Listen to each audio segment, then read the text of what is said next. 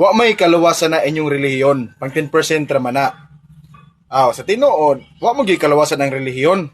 Kanang inyong pagtuo nga inyong relihiyon makaluwas, garbor na ninyo ay kisa tinud anay, ang kaluwasan dili gina makuha sa relihiyon. Ano sa makuha? Dito ra ginato makuha ang kaluwasan ni Ginoong Hesukristo. Ako pa lang ninyo no, ipaubos ang inyong garbo. Kay tungod ni ana, ng inyong pagtuo nagyapon siyang relihiyon. Ang iyong pagtuo ibutang ni Kristo para maluwas ang kalag nimo. God bless. Kini nga tong mga higala mga sulpot ba ilaging isuksok ang ilahang tawag ining sayop sa balaang nga kasulatan o ilagyong isuksok ro ipatuo sa mga tao nga insakto sila nga sumala pa nila walay relihiyon nga makaluwas. Walay relihiyon makaluwas tinuod na kung kanang maong relihiyon na or sektaha gitukod lang ninyo, giparehistro ninyo. Kanya pagkaman ang pait anak kay kamoy nagparehistro, kamoy nagtukod, kanya pagkaman ipatuo ninyo nga iya na ni Ginoong Hesukristo. Mo nang di makaluwas. Pero kadtong relihiyon nga gitukod ni Ginoong Hesukristo, makaluwas to oy. Ngano man kay ang natural cause of salvation ang atong Ginoong Hesukristo. So kadtong relihiyon nga iyang gitukod, gihimo niyang instrumental cause of salvation. Ngano man kay pinaagi niini madawat sa tao ang iyang pulong ug ang iyang grasya. Mo bitaw nga gitugyan niya diha sa iyang pagtuo, gitugyan niya diya sa iyang gitawag og simbahan ang maong kahibalo og kaalam og gipadala og Espiritu Santo nga naman kay kining simbahan na mahimo ning instrumental cause of salvation. Ang point sa pagsulti namo, pagsulti sa mga Katoliko nga ang relihiyon makaluwas nga naman kay ang ugat, ang unod ug ang dugo nga naa naglatay ni ining maong simbahan na gikan kang Kristo. Unya Colossians chapter 1 verse 15, si Kristo mismo ang maghahatag sa kinabuhi ni ining maong gitawag og lawas. So kung maingon ka nga kanang relihiyon na di makaluwas, kanang gitukod ni Kristo dili makaluwas, imong giinsulto sa Kristo. Di ba? Imong ginigar, imong gikontra ang gitudlo sa mga apostol nga si Kristo mismo ang maghahatag og kinabuhi ni ining maong gitawag og lawas. Mabito nga makaluwas tud kay siya mismo ang manluluwas. Ephesians chapter 5 verse 23. Si Kristo ang ulo, ang iglesia mo iyang lawas, o si Kristo mismo ang manluluwas sa iglesia nga mao ang iyang lawas. Iglesia means pundok, iglesia means katiguman sa mga tao ang gitawag sa Dios. O nya naa diha ang relihiyon. Nga naman, religion is a system of faith and worship. O kana nga system of faith and worship, si Kristo nagtudlo ana. So kung di na makaluwas, imong gisulti sa Kristo. Di ba? Pero ako, muuyon lagi ko nga di lagi makaluwas ang relihiyon kung kanang inyong pundok may atong gitawag og pasakupan. Ug tama ra pod nga moingon mo nga di makaluwas ang relihiyon mo nang hawa na mo anang inyong sikta. Kanang imong pundok toy hawa na diha toy kay wani pulos. Wani pulos dili man na gitawag og makaluwas. Imong pa niya garbo ra man daw nga mingon tag relihiyon tawag ini makaluwas dili biya na garbo, teaching biya na according sa Biblia.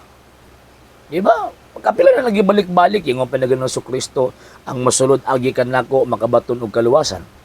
Wason sang pagyaman nga makasulod ta niya pinaagi sa pagpasakop niya. Galatia 3:27 pinaagi sa bautismo. Aron mahimo kitang usa sumala pa ni San Pablo usa kalawas 1 Corinto kapitulo 2 bersikulo 12. Bisan kita dagan apan usa lamang kita kagitawag og lawas. So every sa panahon nga diin kita nga may sakop, may usad akong Ginoong Hesukristo pinagi siyang bautismo nga naa ni ining maong relihiyon na maluwas ta. O nya ilabi na kanang giingon sa libro ni Sirach nga pagmatinud-anon sa pagbansay sa imong relihiyon. Labi na magmatinud-anon ka.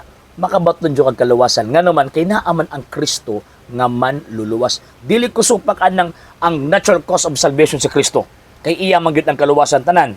Pero ang problema ana kung imong inigar, imong i-discredit kanang gitawag og relihiyon or iyang gitawag og iglesia, mahitungod sa kaluwasan, nahulog nga again imong gibugal-bugalan ang Kristo. Kaya di man nimo pwede mabulag ang relihiyon o si Kristo. Kasi si Kristo mismo connected ni anang maong relihiyon.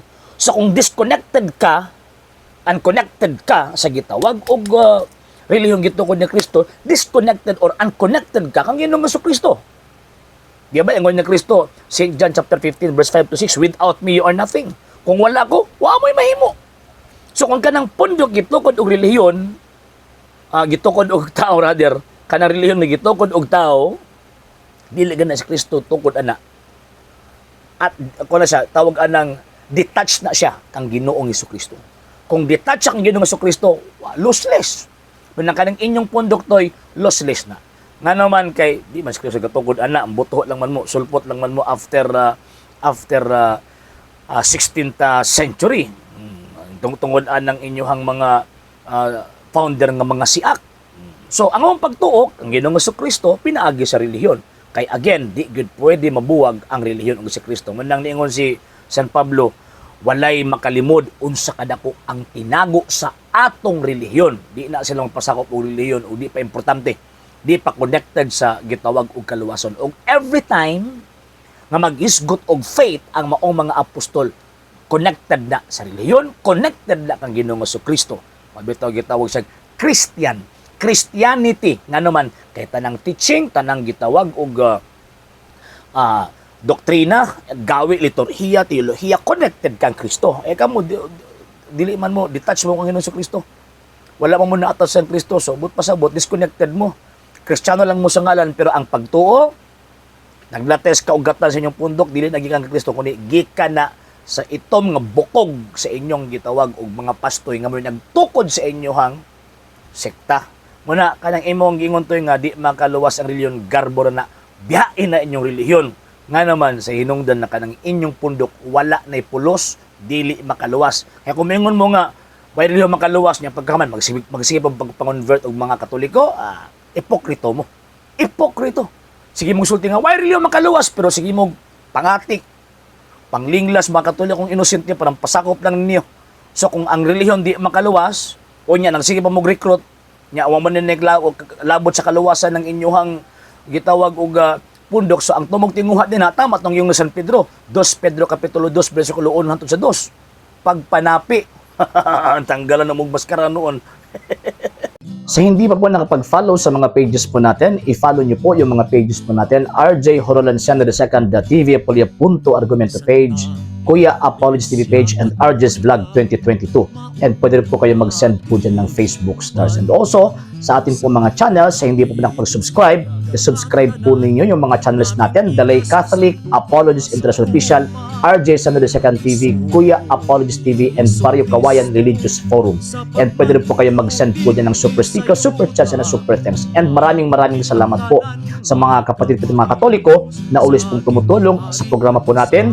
Maraming salamat po. Nang dahil po sa tulong at suporta po ninyo, ang programa pong ito, until now, andito pa rin po sa social media. And until now din po, nangangailangan pa rin po tayo sa tulong at suporta po ninyo dahil wala po kami magagawa rito mga sir, mga ma'am, kung wala po yung tulong at suporta po ninyo. Sa gusto pong tumulong, sa gusto pong sumuporta, pwede po ninyong ipadala ang tulong at suporta po ninyo sa pamamagitan po ng ating mga account numbers dyan po sa ating pong screen. And pwede niyo po kaming i-message sa ating pong page kung via remittance po yung ipadala po ninyo. Maraming salamat po in advance.